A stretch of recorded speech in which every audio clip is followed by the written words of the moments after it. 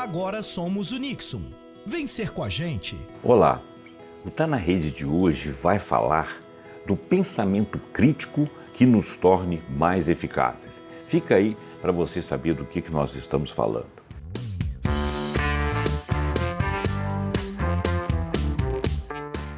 O psicólogo social Richard Eugene Nisbet produziu alguns trabalhos muito influentes da psicologia social.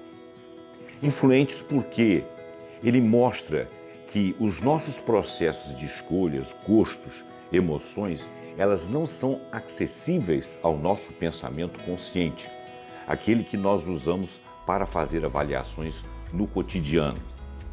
A cognição humana, ela não é a mesma para todas as pessoas. Por exemplo, o mundo ocidental e o mundo oriental são profundamente diferentes na forma de ver as coisas. No livro Mindware, que é o livro de Richard Nisbet, ele discute formas de um pensamento crítico, tá? Um pensamento que avalia e que torne esse pensamento eficaz, um método que torne esse pensamento crítico eficaz, crítico de fato, para a tomada de consciência, e fala sobre o que é preciso para que nós, por exemplo, possamos nos proteger das fake news, ou seja, notícias fantasiosas, às vezes propositais, às vezes não propositais, mas quando propositais, editadas como realidades para nos fazer crer. E sobre isso ele fala muito do excesso de confiança que nós temos a respeito de um assunto só porque vemos enquadrado em um vídeo. Olhamos para aquilo, tomamos aquilo como autoridade por nossa ignorância, e a ignorância costuma dar muita segurança. Quem nos dá a insegurança do total conhecimento é exatamente a sapiência. A principal crença errada diz que nossa inteligência é determinada principalmente por nossos genes. Sua inteligência é determinada por aquilo que você aprende. Os genes de qualquer pessoa normal são suficientes para torná-la razoavelmente inteligente de todas as maneiras exigidas por sua cultura. Diferenças individuais em inteligência são de fato determinadas por genes, mas genes interagem com o ambiente em que aquela pessoa vive para produzir um nível específico de inteligência. Estamos descobrindo que pessoas com genes muito bons para a inteligência falharão em aproveitar ao máximo esse potencial se forem criadas em ambientes caóticos ou indiferentes. Mas podemos aprender a usar a mente de maneira mais eficaz, e nós fazemos isso todos os dias. Bebês analisam o mundo e tiram conclusões sobre ele. A família fala sobre o mundo e mostra caminhos. O convívio com seus vizinhos, colegas, amigos traz informações que fazem reflexão, e isso ajuda a desenvolver a nossa cognição. Mas precisamos frequentar a escola para ser mais inteligentes, com certeza, porque assim, mais pensante a gente se torna. Mas a psicologia vem descobrindo formas de o conhecimento ultrapassar os limites da escolaridade. Por exemplo, como usar conceitos científicos para resolver problemas ou fazer análise em problemas do cotidiano que nos tornariam mais eficazes, ao invés de permanecermos no senso comum, muitas vezes raso e descontextualizado. É claro que é melhor ter mais informação do que o contrário, isso é óbvio. As pessoas conseguem dizer com facilidade se uma criança tem determinadas habilidades num esporte, um desempenho qualquer, sinestésico, ou se ela soletra bem uma palavra que lhe foi ensinada, se ela consegue se articular através daquele aprendizado, mas não conseguem, as pessoas de uma maneira geral, não conseguem dizer se essa criança é de fato gentil, essencialmente gentil, se ela é agressiva, se ela é honesta.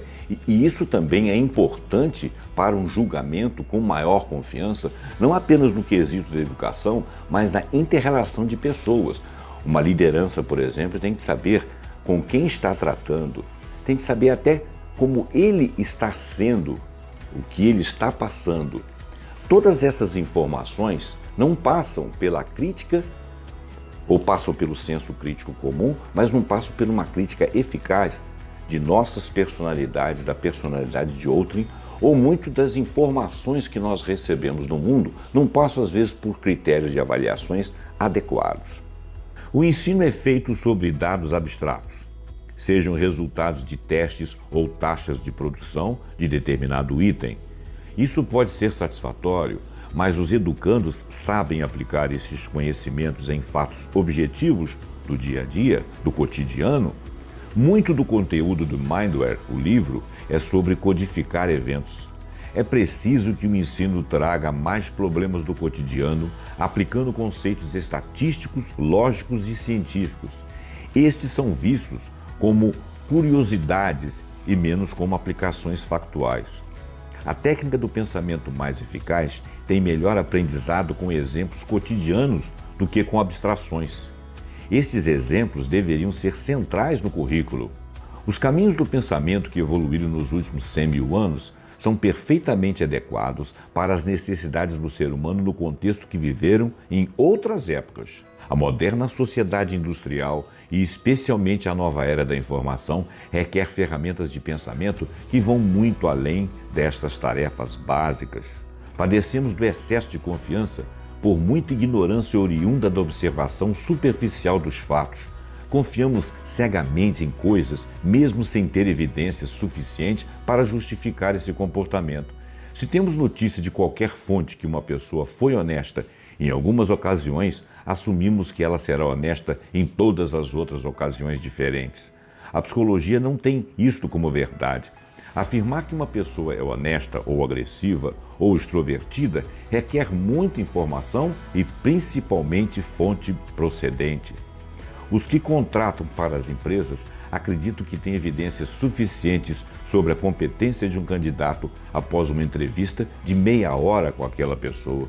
Não apenas eles não têm remotamente evidência suficiente, como, às vezes, nem o tipo de evidência necessária para julgar a competência daquele candidato.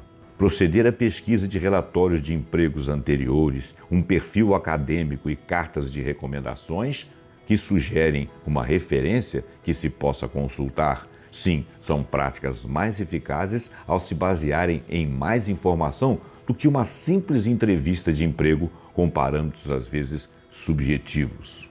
Nisbet afirma que nós superestimamos a nossa capacidade de fazer relações entre núcleos de conhecimentos ou de informações que possam chegar a uma conclusão.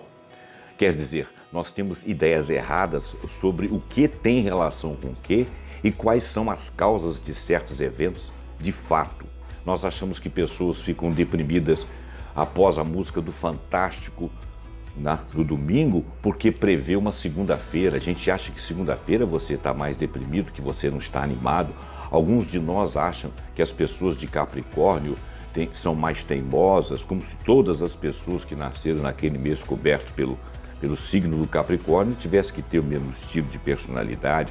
Nós achamos que as ações das empresas tendem a subir mais no final da semana do que no começo, isso apenas por achar, e podemos manter essas crenças incorretas com grande confiança a um largo tempo da vida se não fizermos uso de um senso crítico de informação fidedigna para uma ação eficaz, ou seja, para um pensamento eficaz.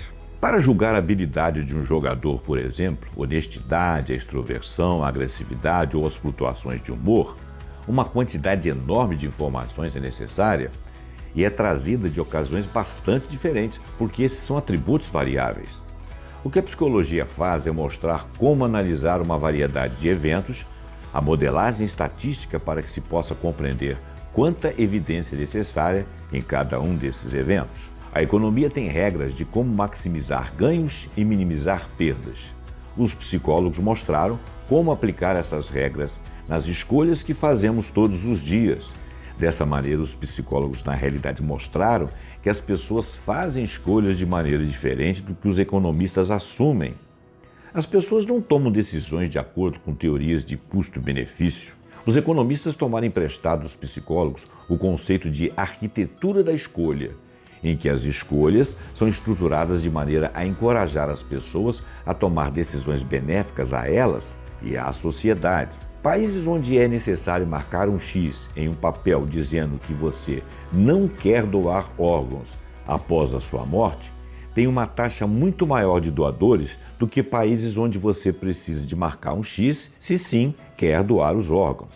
Economistas são brilhantes em criar essas escolhas que nos tornam mais saudáveis, ricos e sábios, e os psicólogos têm aprendido muito com eles. Quanto às notícias falsas, uma grande parte do livro Mindware é voltada a ajudar as pessoas a julgar com discernimento evidências e argumentos que elas encontram na mídia.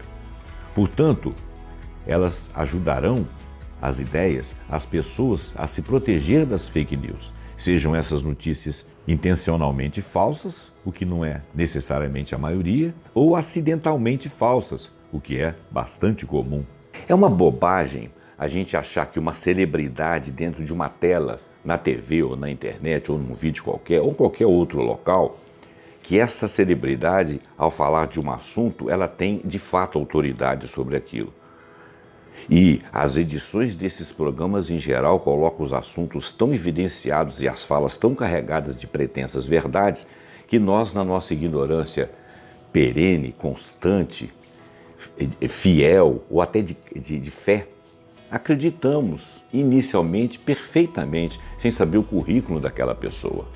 O melhor é ligar o senso crítico e pesquisar a ciência sobre aquele assunto, porque hoje tudo é publicado. Você tem de saber pesquisar. Não devemos acreditar nas primeiras impressões. As primeiras impressões são a tomada de conhecimento, em geral, equivocado a respeito de algo, de uma pessoa ou de um fato. É uma primeira impressão que pode estar errada. Os fatos relevantes virão em garimpagens posteriores quando nós tivermos mais dados, se nos dispusermos a pesquisar com mecanismos corretos. Pessoas, coisas, fatos, ciências. Precisamos eleger o pensamento mais moderno para fazer averiguações e ele já está presente. Basta pesquisá-lo. Não podemos fazer uso o tempo todo do senso comum sem utilizar as evidências científicas para os métodos e os fatos cotidianos.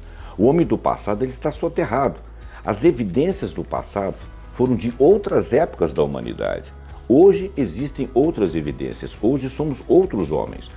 As coisas evoluem e nós não temos a menor ideia do quanto somos capazes, quanto podemos chegar a um pensamento crítico eficaz para ações eficazes e promissoras se nós nos dispusermos a ser assim, ou trabalhar dessa forma.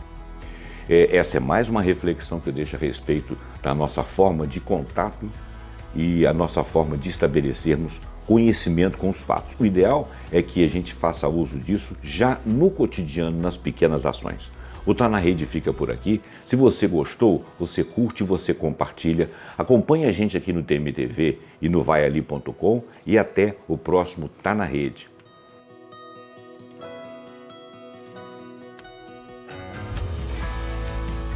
Agora somos o Nixon. Vem ser com a gente.